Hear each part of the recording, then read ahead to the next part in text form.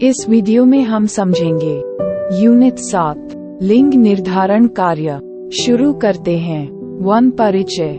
यह इकाई महिलाओं द्वारा किए जाने वाले कार्यों के विभिन्न पहलुओं पर ध्यान केंद्रित करती है, जिसमें उत्पादक, प्रजनन और अवैतनिक कार्य शामिल हैं। ये कार्य मानकों की माप और श्रम बल भागीदारी में लैंगिक अंतर के कारणों का भी पता लगाता है। लिंग भेदभाव और कार्यबल में महिलाओं पर इसके प्रभाव पर चर्चा की जाती है, जिसके बाद निष्कर्ष निकाला जाता है।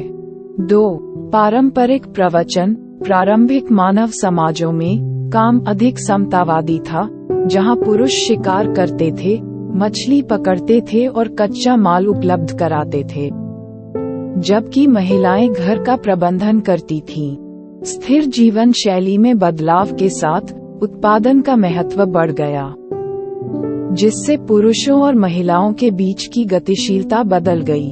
पारंपरिक आर्थिक सिद्धांतों ने काम को आर्थिक क्षेत्र, बाजार आधारित, और घरेलू क्षेत्र, अवैतनिक कार्य, में विभाजित किया है। अर्थशास्त्र में कार्य कोई भी गतिविधि है जो दूसरों के लिए मूल्यवान उत्पाद या सेवाएं उत्पन्न करती है, और यदि यह लाभ उत्पन्न करता है तो कार्य को उत्पादक माना जाता है।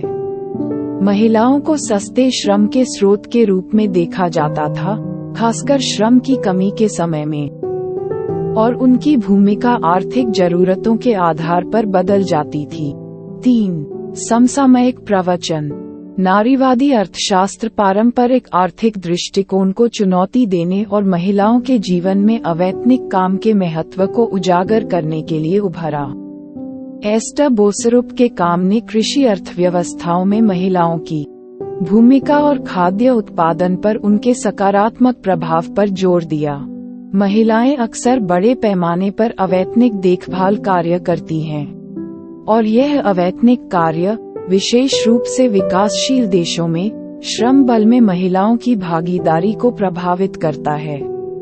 वैश्विक कार्यों में महत्वपूर्ण योगदान देने के बावजूद महिलाओं को श्रम बल में भागीदारी, वेतन और नेतृत्व पदों पर प्रतिनिधित्व में असमानताओं का सामना करना पड़ता है। महिलाओं की क्षमता को सीमित करने वाले दृष्टिकोण लैंगिक समानता के परिणामों पर महत्वपूर्ण प्रभाव डालते हैं। 4 कार्य के मापन के मानक। एस्टर बोसरुप के काम द्वारा गैर बाजार उत्पादन के महत्व और निर्वाह उत्पादन में महिलाओं की भूमिका पर जोर दिया गया था। नारीवादी आंदोलन ने तर्क दिया कि घरेलू श्रम उत्पादक कार्य है। संयुक्त राष्ट्र राष्ट्रीय लेखा प्रणाली कुछ अवैतनिक कार्यों को आर्थिक के रूप में वर्गीकृत करती है और इसे उत्पादन सीमा के भीतर शामिल करती है। 5 श्रम बल की भागीदारी और अर्थव्यवस्था में लैंगिक अंतर। समाज में लैंगिक असमानता के महत्वपूर्ण आर्थिक परिणाम हैं, जो नौकरियों, उत्पादकता, सकल घरेलू उत्पाद की वृद्धि और समानता को प्रभावित करते हैं। वैश्विक औसत की तुलना में भारत की महिलाओं का सकल घरेलू उत्पाद में योगदान कम है, और श्रम बल भागीदारी में लैंगिक अंतर बना हुआ है। महिलाओं को श्रम बाजार में भागीदारी में बाधाओं का सामना करना पड़ता है, और महिलाओं की भूमिकाओं के बारे में सामाजिक दृष्टिकोण इसमें महत्वपूर्ण भूमिका निभाते हैं। 6 कार्यस्थल पर लैंगिक भेदभाव, हिंसा और असुरक्षा। कार्यस्थल पर हिंसा, जिसमें धमकी, दुर्व्यवहार और यौन उत्पीड़न शामिल है, कई श्रमिकों के लिए चिंता का विषय है। महिलाओं की कमजोर आबादी में घरेलू कामगार, प्रवासी कामगार और ऐसे व्यवसायों में काम करने वाले लोग शामिल हैं जहां महिलाओं की देखरेख पुरुषों द्वारा की जाती है।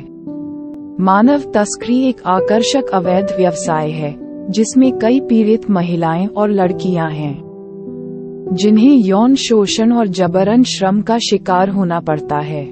सिफारिशों में शिक्षा में लैंगिक अंतर को बंद करना, संगठनों में लैंगिक विविधता को बढ़ावा देना, कानूनी प्रावधानों को मजबूत करना और कार्यबल में असमानताओं को दूर करने के लिए गहरी जड़ें जमा चुके लैंगिक मानदंडों को बदलना शामिल है। इस अध्याय के नोट्स इस वीडियो के विवरण में दिए गए हैं। धन्यवाद।